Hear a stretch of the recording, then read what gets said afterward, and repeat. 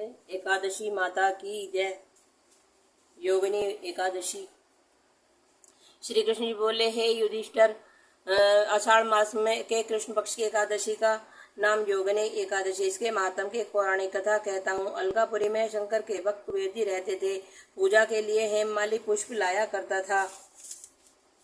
उसकी स्त्री अति सुंदर थी। नाम उसका विशालाक्षी था। हेममाली एक दिन मानसरोवर से पुष्प तोड़कर घर आया। पत्नी की छवि देखकर कामातुर हो गया।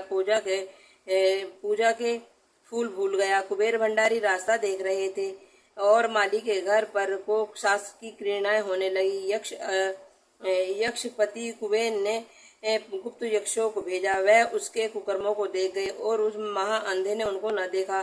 कुबेर ने माली को बुलाकर कहा, अरे महापापी नीच, तूने मेरे पूज्यवर जी का तिरस्कार किया। इस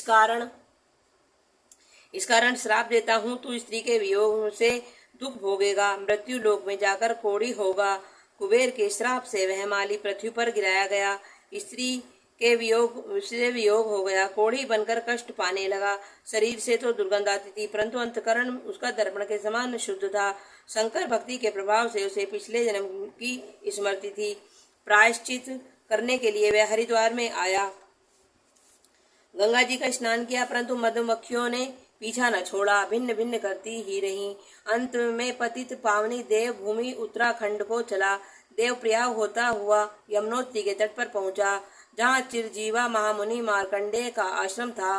उनके दर्शन से मक्खियां अंतर ध्यान हो गईं।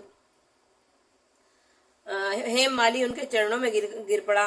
अपने अपराध के लिए कथा सुनाकर मुक्ति का उपाय पूछने लगा।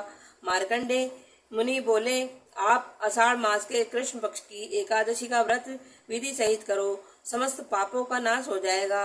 अतः हेममाली ने मुनि की शिक्षा से योगिनी एकादशी का व्रत किया। उसके प्रभाव से अपने दिव्य स्वरूप को प्राप्त हुआ। जो फल 88,000 ऋषियों को भोजन खिलाने से मिलता है, वह इस महात्म को सुनने से मिलता है। इस दिन मिश्री का सागार लेना चाहिए। बोलो एकादशी मैया की जय। राधे राधे।